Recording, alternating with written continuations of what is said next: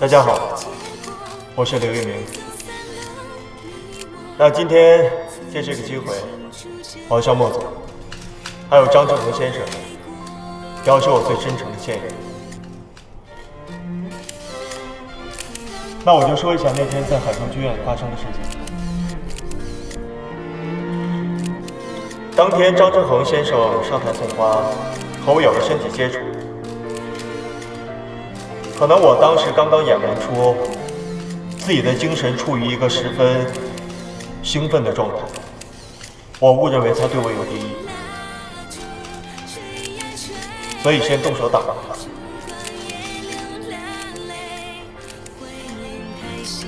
今天我在这里向张志恒先生说对不起。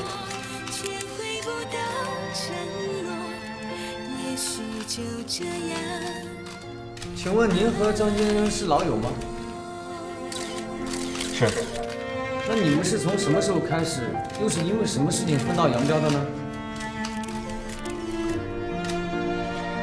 时间长了，朋友的感情淡了。请问梦妮女士在您二位之间究竟是扮演什么样的角色？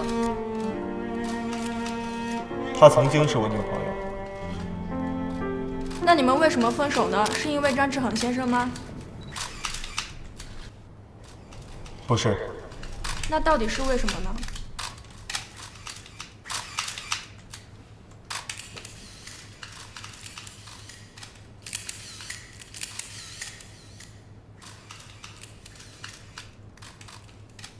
我想大家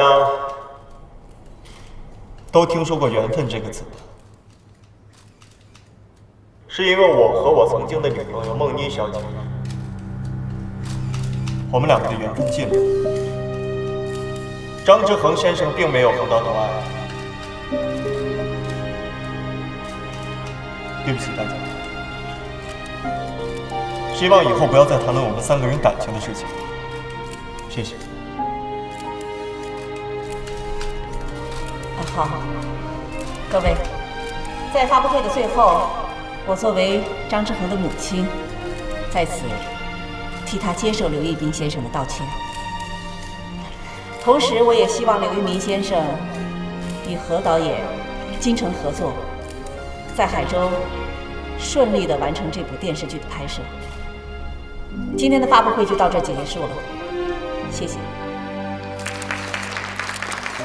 多谢。祝你顺利。谢谢，后会有期。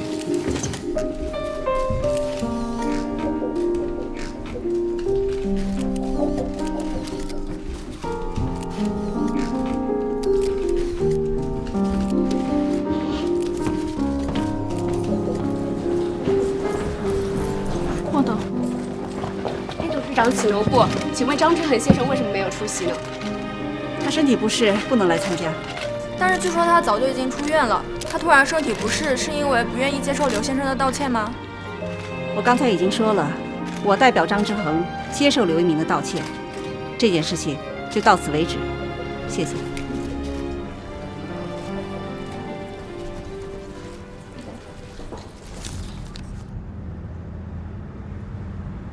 妈，您看到这张纸条的时候，我应该已经到机场了。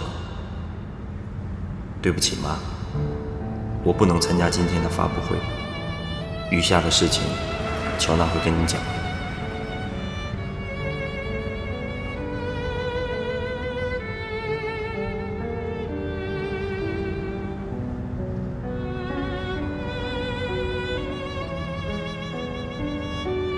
他还说了些什么？张总说：“您不用替他担心。”他只是想一个人出去走走。还有，这是张总给您的另外一封信。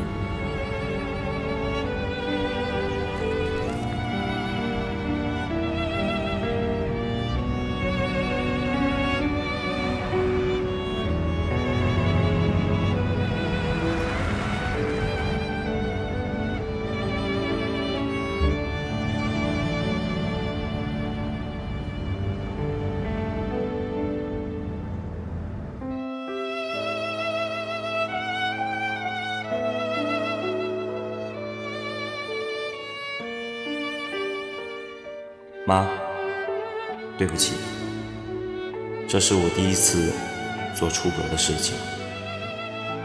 记得小的时候，我经常听您对别人夸我，说志恒是个从不出格的孩子。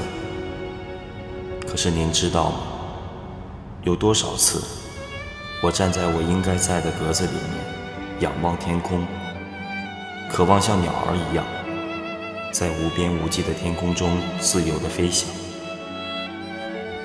从小到大，我一直羡慕刘一鸣，佩服刘一鸣，而时至今日，我才清楚地承认，我真的不如刘一鸣。今天我不来参加发布会，并不是为了对抗您，而是我真的没有勇气再一次当着刘一鸣的面来享受母亲为我出面讨一个公道。妈，真的到了我学习独立飞行的时候，不然再过几年，我那从没有使用过的翅膀就真的会退化。虽然此时我还没有起飞，但我的心里已经感受到了一份从未有过的自由。别担心我，给我些时间，让我自己去寻找方向。我会随时给您和爸爸报平安的。还有，妈，公司的事情就只能交给您打理了，真不好意思。我保证，这是最后一次让您给我擦屁股。老妈，我爱你。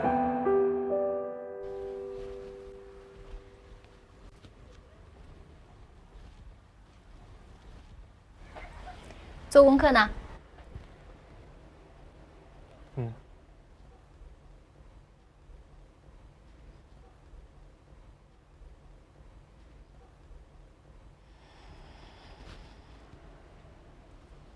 跟你说件事儿啊，我爸说了，你是一个在关键时刻有担当的人，他现在越来越欣赏你了。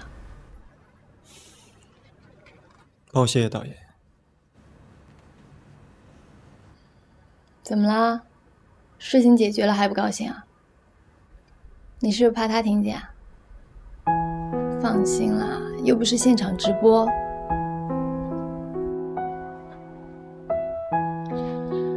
我知道这件事挺委屈你的，但是事情出了，总要有一个人能站出来解决它。好了好了，怕了你了。大不了我找个机会给你打掩护，让你去跟莫妮谈一谈，行吗？谢谢。不过现在拍摄进度这么紧，再说我见到他，真不知道说什么。